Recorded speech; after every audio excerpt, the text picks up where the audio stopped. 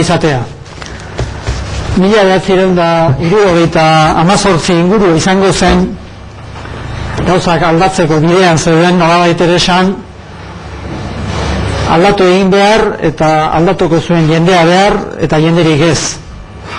Unibertsitatean ere orduntxe, oraindik Euskal Herriko Unibertsitatea sortu gabe zen, Bilboko Unibertsitatea zen artean, eta behar ziren Euskal Filologiaz, didaktikaz, pedagogiaz, psikologiaz, psikolinguistikaz, soziolinguistikaz, jakingo zuten espezialistak eta espezialistarik inundik agertzen ez. Orduan jakin genuen batzuk, bazela ordurako ja sosoioneko gizona, frantses euskalduna, eta gauza horietaz asko zekiena. Eta nola da hori posible? Bai, Quebecen ibilia baita, urte askotan Quebecen profesionalki jarduna, bertako espezialistekin aurrez aurreko harremana duena, eta beraz, gure mundu txikiontako gauza handiak konponbidea jarriko baldin badira, erremedioak eskuartean dituena. Eta izena nola du? Eta Erramon Baxok. Horrela jakin genuen batzuk, bazela Baxok jauna, eta gero, horrezaz gainera jakin genuen, ez bakarrik Quebecen ibilia zela, urte luzez gainera, 21 urtez, okerrezpa naiz, filosofia doktore zan lehendik, gero jakin genuen, Basa Nafarroako zela, Suhuskunen jaioa, eta benetan, guretzat, erreferentzi puntu izan zen urte haietan, eta eskerronez gogoratzen dugu bere urte haietako aportazioa. Beti gazte jarraitu du, Erramonek, iparraldeko euskal kultur erakundearen buru dugu, azkeneko 7 urtean okerrezpa naiz, eta desio eta opa diogu, bihotzez gainera, dakien iturri oparo hortatik, ur garbi freskoa ematen luzaz jarrai diezagula. Besterik ez dizuet esango oraingoz, Erramon Baxok irakasleari ematen diotitza. Mil esker, konplimendu horien guziengatik, eta arratsaldeon guzieri. Barkatu, lokuluska baten tenorea da, baina agian ez zarete lokartuko mintzaldi denboran. Nere gaia hau da, frantses estatuaren hizkuntz politika. Ordean, nire mintzagai hau, uste dut, hezkuntza eleanitzaren nazioarteko batzar honetan, baduela bere tokia, alde batetik ongi ulertzeko zer den salbuespen frantsesa Europa mailan, l'exception française, eta bestalde ipar euskal herria hizkuntz politika horren menpe dago, eta ezberdintasun nabariak daude hegoaldeko hizkuntz politikarekin. Bernard Cerquiglini Pariseko hizkuntzalari ospetsuak hitz bakar batez definitzen du Frantziako hizkuntz politika, monoglosia. Monoglosiak hizkuntza bakarra esan nahi du. Diglosiak hizkuntz bikoiztasuna esan nahi duen bezala.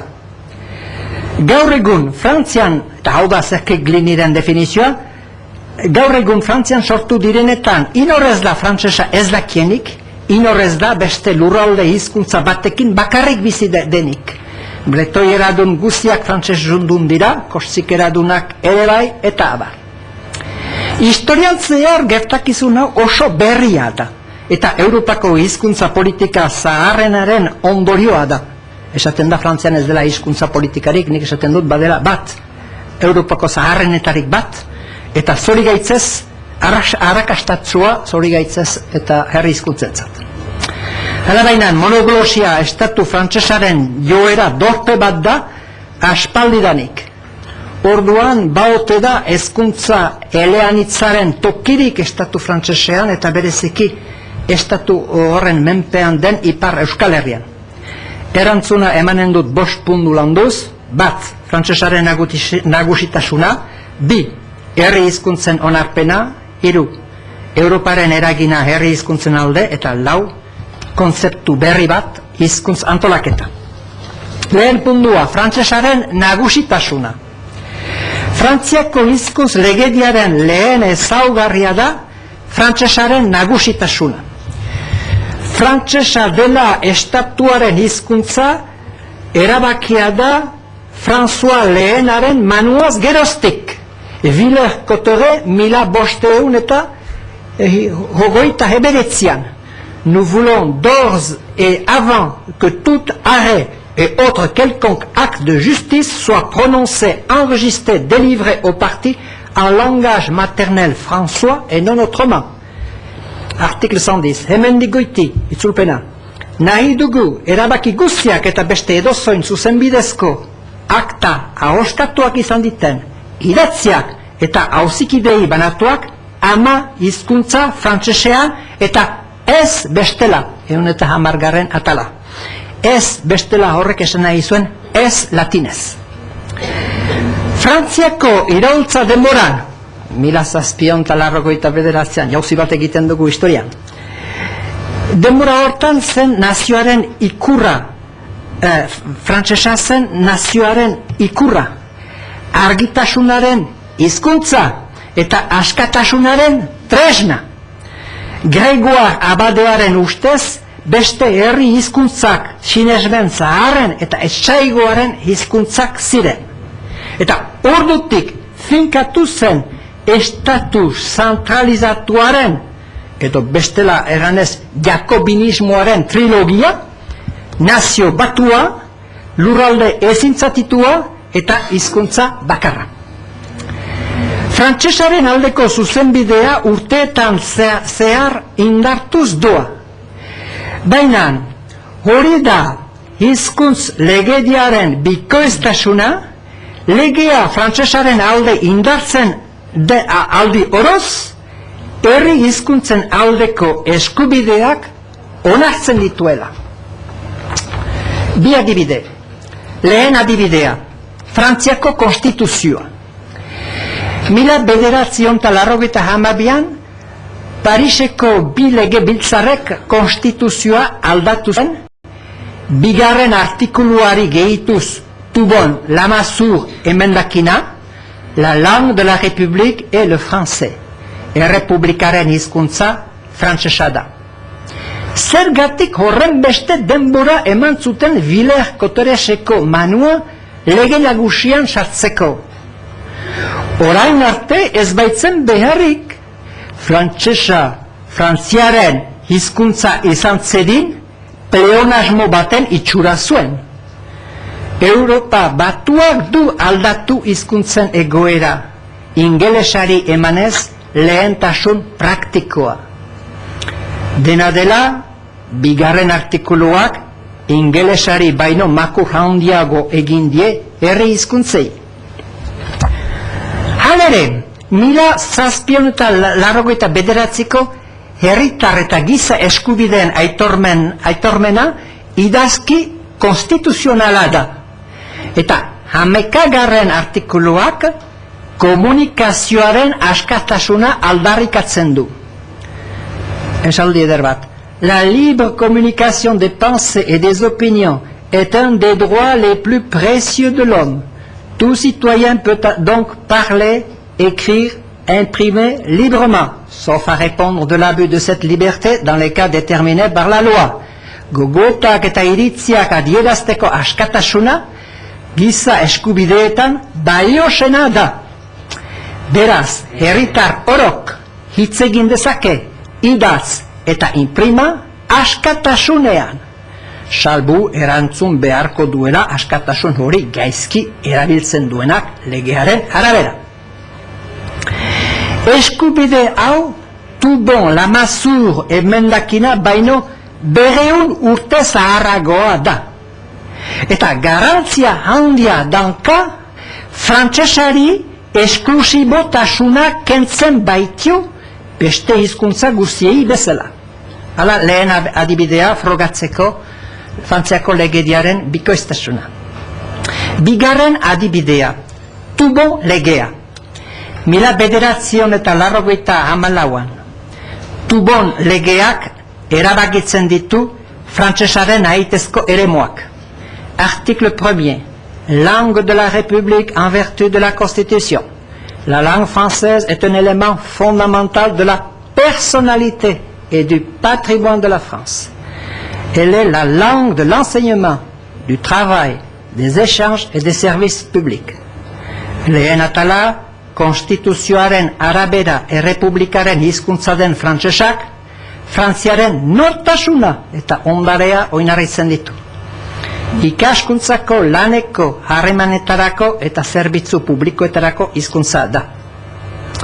Jarraian legearen 24 artikuluek finkatzen dute frantsesaren erabilera iragarkietan, lan munduan, kontratuetan, publizitatean, zuzenbidezko idazkietan. Halere, Toubon legeak ez ditu herri hizkuntzak ukatzen. 21. artikulua hau da, les dispositions de la présente loi s'appliquent sans préjudice de la législation et de la réglementation relative aux langues régionales et ne s'opposent pas à leur usage. Honeko neurriak aplikatzen dira, herri hizkuntzei buruzko legediari eta araubideari kalterik egin gabe. Eta ez doaz hizkuntza horien erabileraren aurka. Zer nolako erabilera, pribatua ala publikoa, testuak ez dut trenkatzen, baina kontestu guzia komunikazio publikoarena da. Bi irakurketa egin daitezke Toubon legeari buruz eta oro har konstituzioari buruz. Frantsesaren aldekoa edo herri hizkuntzen aldekoa. Frantsesaren aldeko irakurketa. Mila 1984 eta 86 legeen epaitegi gorena den konstituzio kontseilua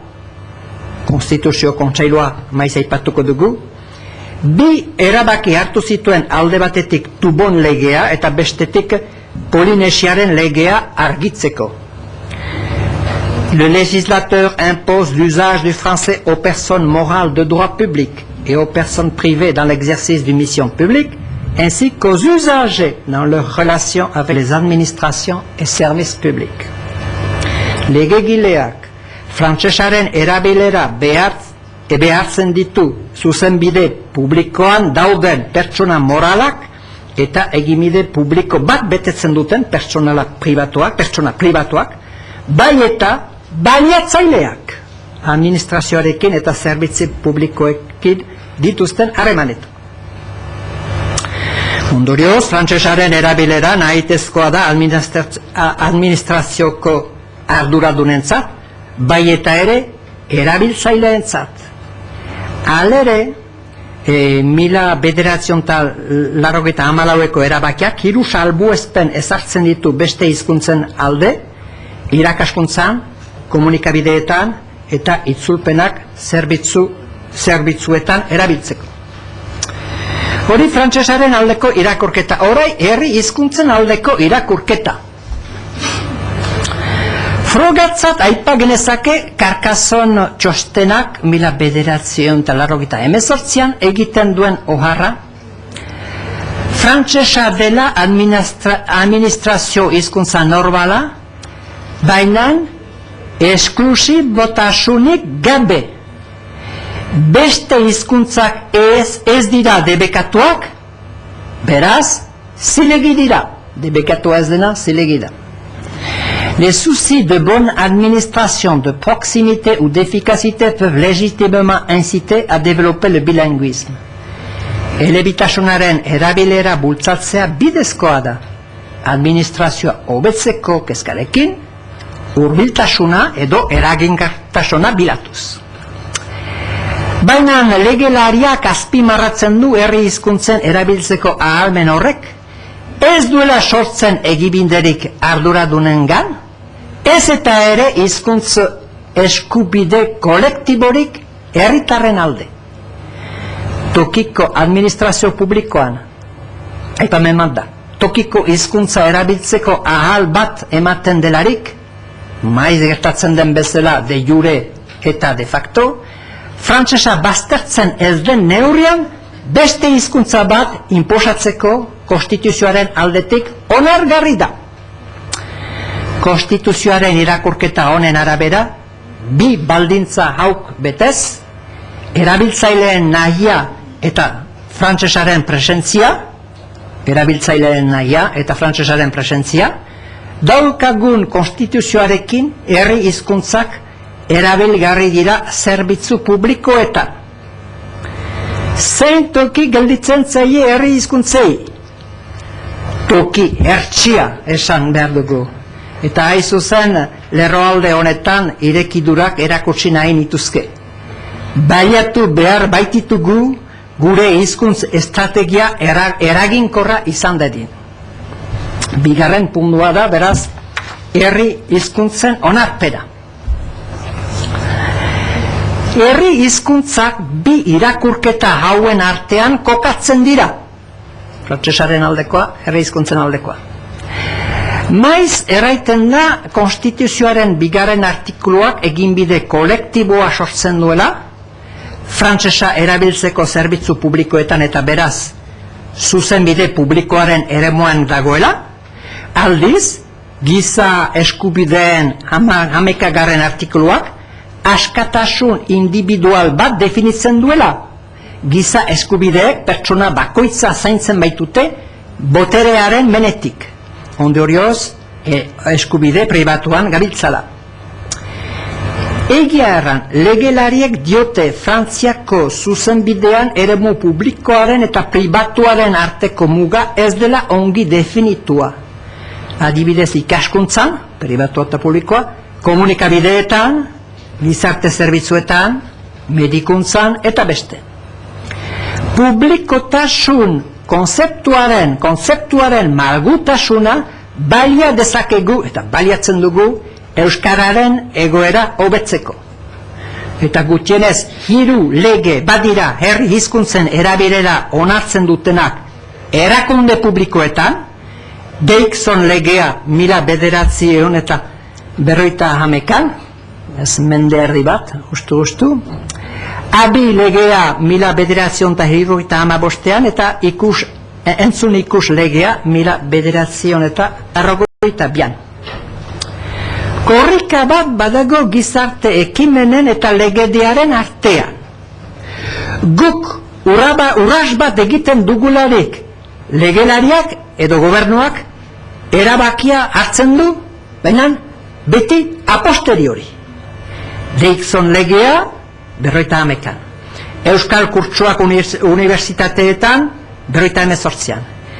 Ikas elkartea gut sortu genuena 59. Eta euskararen irakaskuntza pizkundea batasuna gut sortu genuena 82. Euskal kultura erakundea duela 10 urte, 90. Ikasgela elebidunak 84. Eta euskararen diploma universitariak ikastolen aldeko konbenioa 85. Irakaskuntza zer. 1950 Deixon legeak hezkuntza nazionalari manatzen dio herri hizkuntzen eta dialektoen irakaskuntza antola dezan.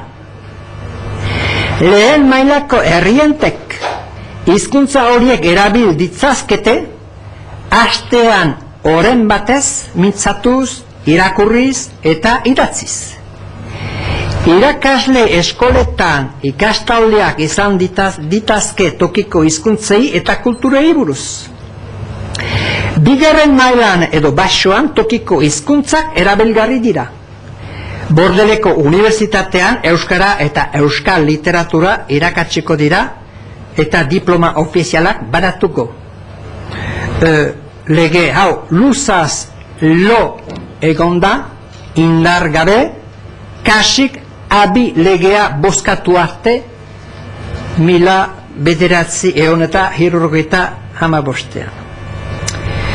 Gero sozialistak gobernua sartu zirenean tokiko kulturak ez dira bakarrik ikasgai batzu. Gainera, hezkuntza tresna bilakatzen dira. Lekuko bi gutun, zabari gutuna, 82, herri kulturei egiazko statusa ematen die, hezkuntza nazionalaren baitan, eta hizkuntza horiek gai batzuren irakasteko baliatzen ahalko dira. Ama eskolatik unibertsitatera haino. Bestalde, Jospin gutuna, 1983an, hildo berari jarraikiz, herri nortasuna sustengatzen du, sorkuntza kulturala eta ondare nazionalaren aberastasuna. Ez zuen oraino pluraltasunaren kontzeptua asmatua. Eskuin aldean hor dago Bairu gutuna, 1985 bi ikaskuntza ereduak finkatzen ditu, hemen hiru diren bezala, hastaperekoa, hastean hiru oren eta elebiduna demora erdiz. Inmersio edo murgilbidea ez du aipatzen, baina ikastolen sarearekin eta beste herri eskolekin hitzarmera izenpetu zuen. Beraz, herri hizkuntzak eta kulturak hezkuntza publikoan sartuak dira, baina ez da inorentzat beharrezko eginbidea. Irakaskuntza segurtatua da, basoek, irakasleek nahi badute. Hiru voluntarismo behar dira elgarrekin. Zenbat baliatzen diren idazki ofizialek eskaintzen dieten ahalaz? Adibidez, iparraldeko lehen mailan 105 eskolier ikastoletan dabiltza. 111 ikasgela elebidunetan, denbora erdiz frantsesez, denbora erdiz eskoraz, eta 111 hastapen kurtsuetan, hastean 3 ordu. Aldiz, 163 ikasle frantses elebakarrean daude, batzutan ingles pixka batekin, bigarren mailan eta unibertsitatean egoera oraino okerrago da euskararentzat eta beste herri hizkuntzetzat. Komunikabideetan zer? 1992 entzun ikusgaien legeak bi eragin handi ukan zituen, alde batetik herri hizkuntzak eta kulturak estu zituen komunikabide publikoetan, ez gehiegi, ordu bat eskara irrati publikoan, eta egunero minuto bat irrati publikoan, egunero.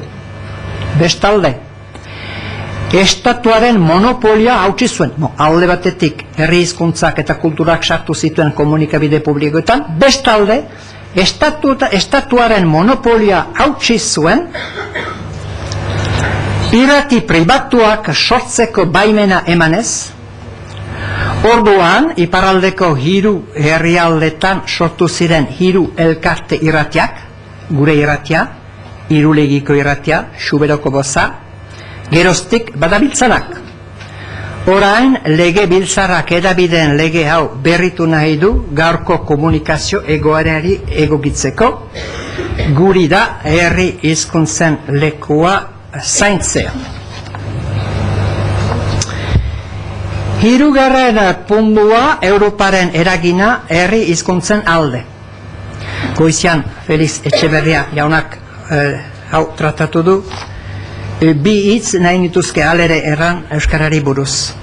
Europako legebiltzarra goizian ikusten dugun bezala, erabakiak hartzen ditu, erabakiak gomendio batzu dira, herri hizkuntzen alde, Arze, 1937, Koipers, 1910, Kililea, 1911, baina idazki hauek ez dira iazko legeak, estatuek honetxi arte. Bada beste egitura bat Europako Kontseilua, 40 bat partaideekin, eta giza eskubidetaz arduratzen dena. Hizkuntz eskubidetaz ere bai. Bitzeran behar ditut herri hizkuntzen Eurokartaz goizian aipatu dugunaz. 92ko ekainean Europako Kontseiluak bozkatu zuen eskualde hizkuntzen edo hizkuntza gutituen karta, Eurokarta esanen diogu. Lehen atalean gobernuak izenpetzerat gomitatuak dira, gutienez 35 neurri onartzekotan, eta esanez zein hizkuntzei aplikatuko zeizkian neurri horiek. Bigarren atala printzipio eta helburuena da. Hemen dugu nolazbait hizkuntz demokraziaren adierazpena. Aipatzen direlakoz herri hizkuntzen onarpena, lurraldetasunaren errespetua, jatorrizko hizkuntzaz jabetzeko eskubidea, zerbitzu publikoak, hizkuntztanleak eta beste. Eurokartak ez du herri hizkuntzen ofizialtasuna eskatzen. Hala ere, honek Frantziako konstituzioaren oinarriak inarrosten ditu herritasunaren eta lurraldetasunaren onespena eskatzen baitu. Hirugarren atalean agertzen dira 98 neurri aukeragarri hizkuntza gutituen alde. Beren tokia aurki dezaten ikaskuntzan, 8. atala, auzitegietan, 9. administrazioan, 10. komunikabideetan eta kulturgintzan, 11. atala, gizartean, 12. atala, mugaz gaineko harremanetan, 13. atala.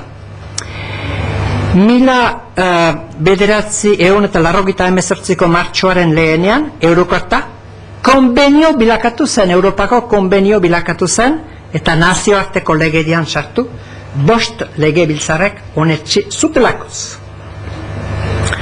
Azpi maratzeko da Eurokartaren garantzia. Alde batetik giza eskubideen eremuan gara, eta bestalde nazioarteko zuzenbidea da, beraz, estatuetako legediak baino indartsuago, estatuak onesten duen neurrian. Frantziak sinatuko du bai ala ez.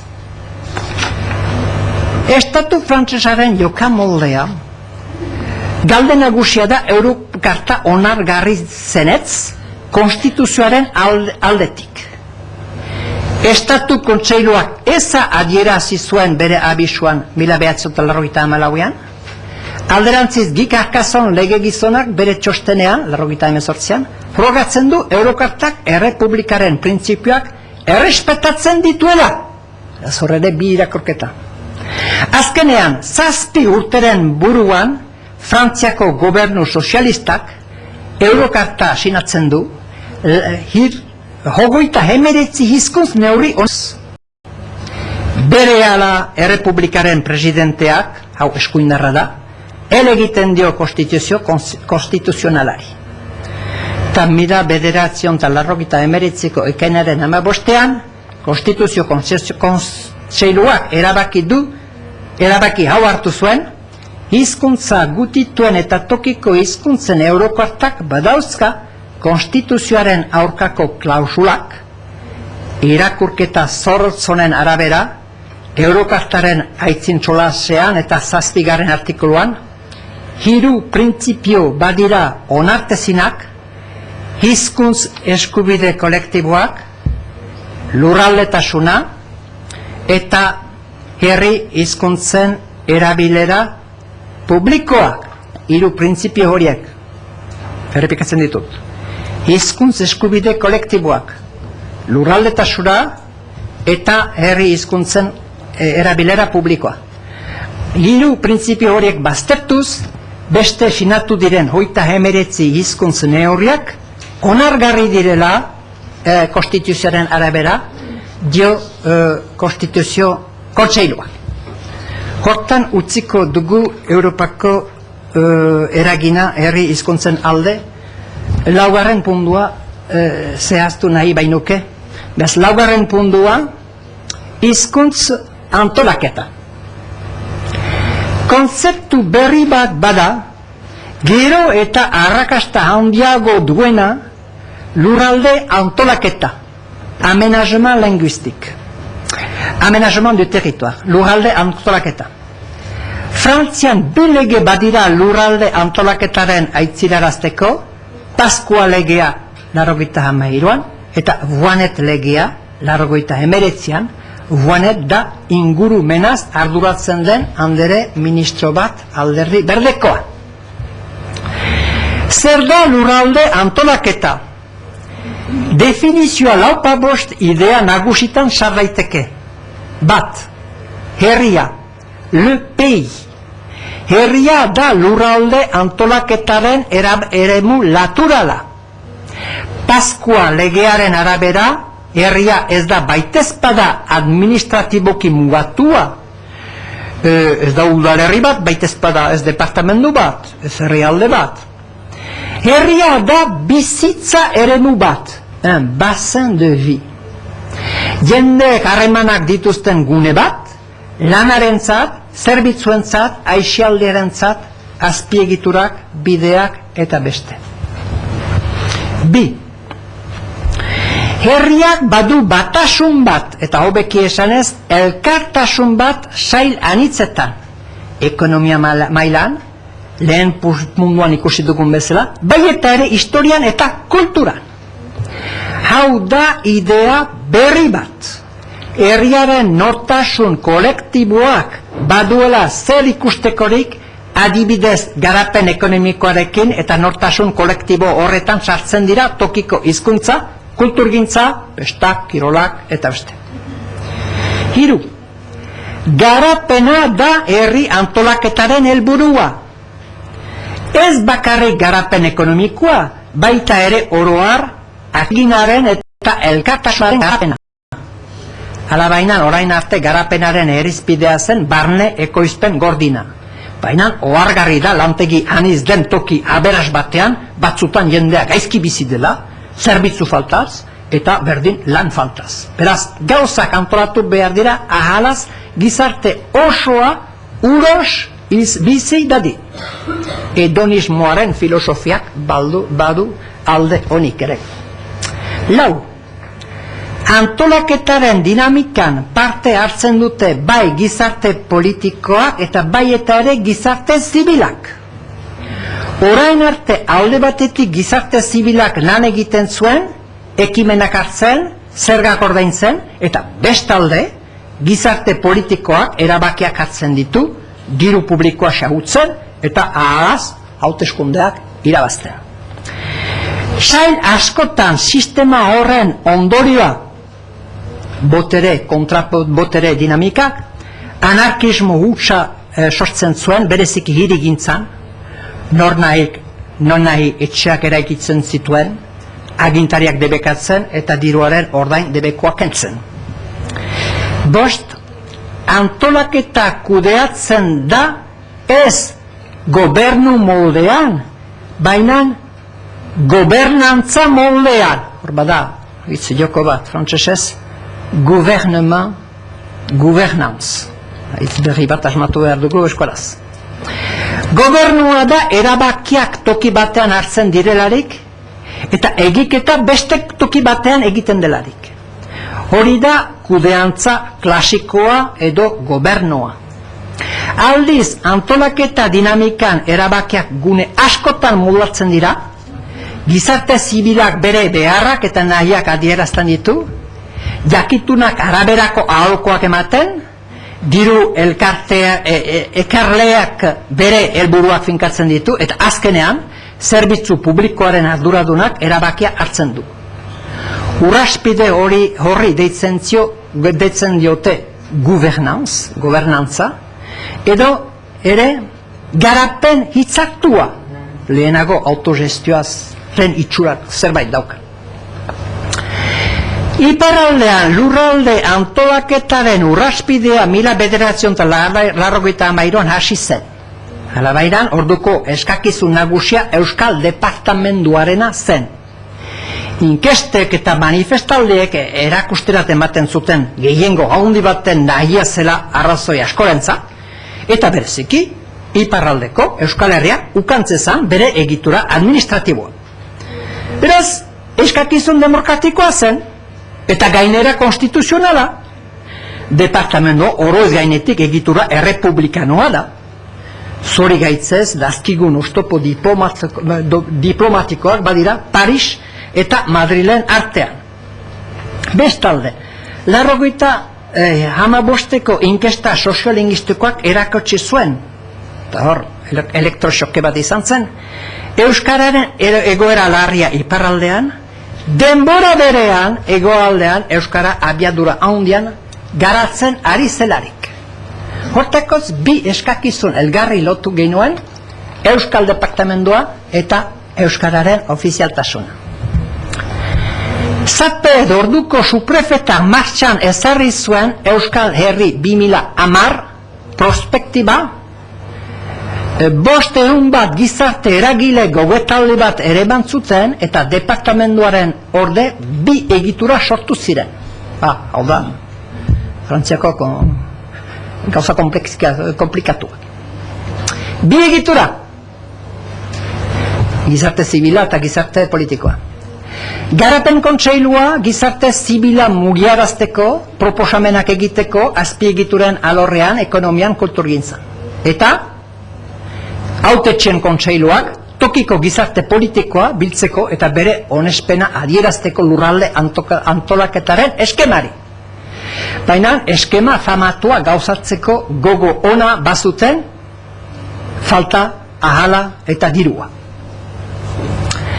Euskal Herriko hitzarmen berezia 2001-2006 hau da gaur egungo gure Biblia.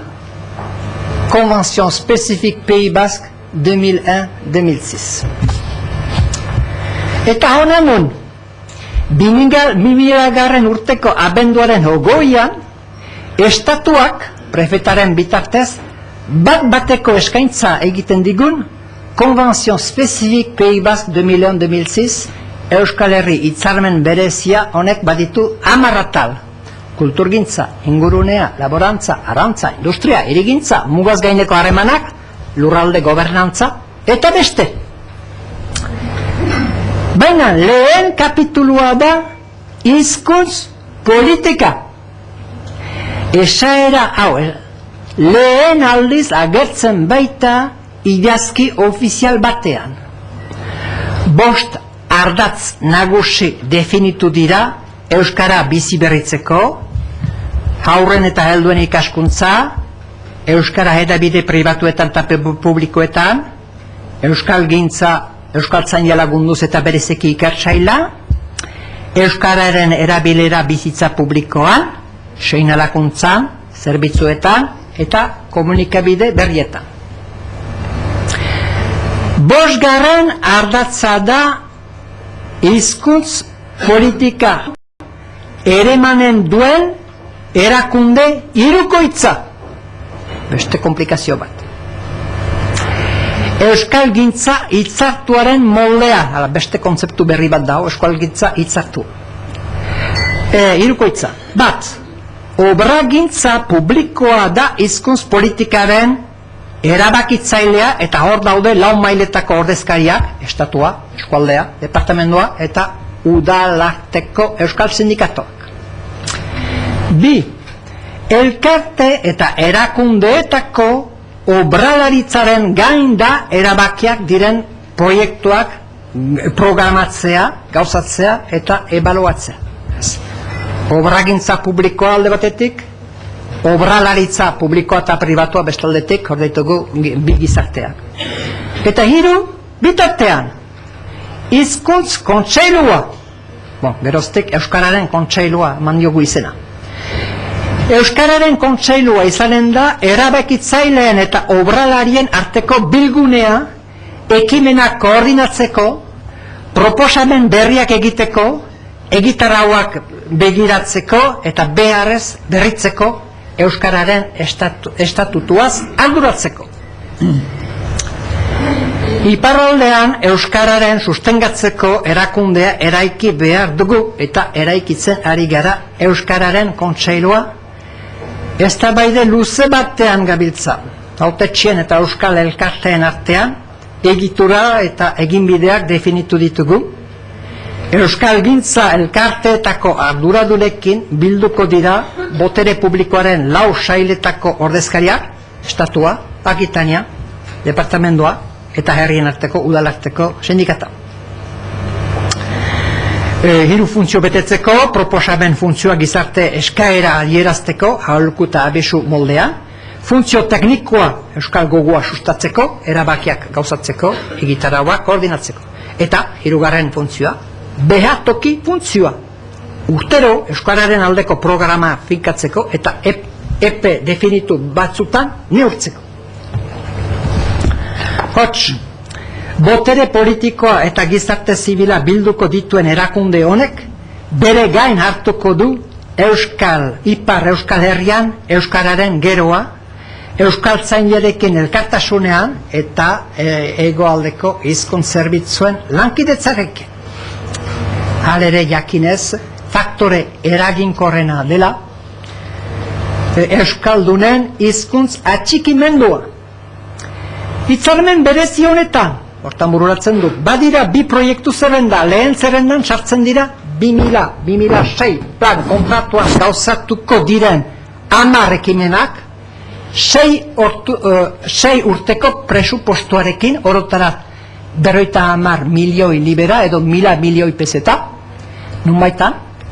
Hemen daude euskal erakundeen aldeko laguntzak eta hartzaile izanen dira hizkuntz kontseilua, AEKA, Euskaltzaindia, Iker, Ikas, Euskal Irratiak, Euskal Telebistaren eratzaileak, eta 3 ekintza badaude euskararen aldeko gogoa, euskala inguruko ekintzak, interneten erabilera, eragileak, ez baitira oraindik finkatuak. Bigarren zerrendan daude erakunde ofizialen gain diren 6 egitarauak, euskal irakaskuntzaren garapena, irakasleen formakuntza, irratigintza eta telegintza publikoak, seinaretika eta administrazio elebiduna. Beha gaude hitzarmenak zer eranen duen plan kontratutik kanpo diren gai hauetaz. Dakidanaz, hezkuntza nazionalaren kezka nagusia da sehaska eta beste herri eskolei buruzko negoziaketa. Epeak ere finkatu dizkigute, hitzarmena berriz aztertuko da 2003 urtean, eta bururatuko 2006 urtean, lehen zerrendako ekintzentzat.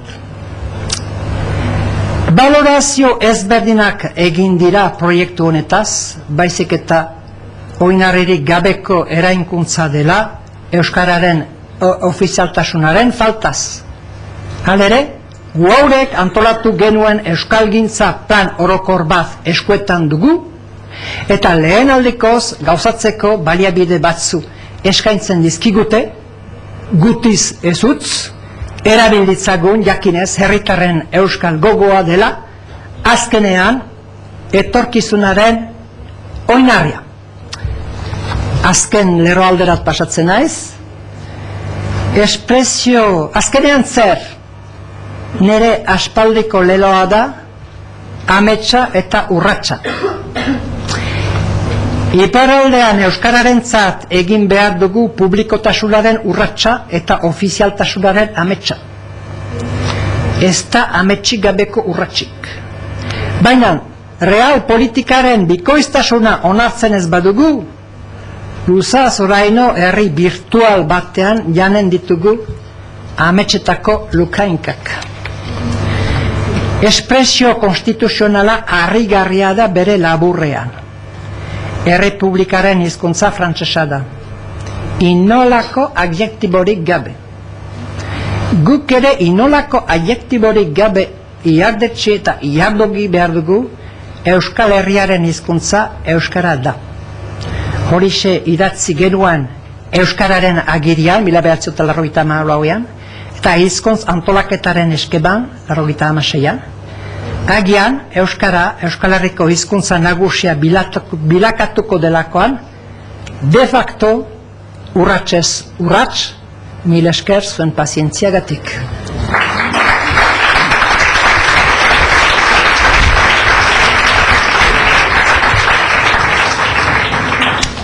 Esker mila Ramon Basok irakasle jaunari, eta orain entzuleok aukera duzuen oski entzundakoak eta entzundakoen hildotik gogora etorritakoak honetan edo hartan argitu, zehaztu, aurrez aurre findu beharra ikusiko bazen dute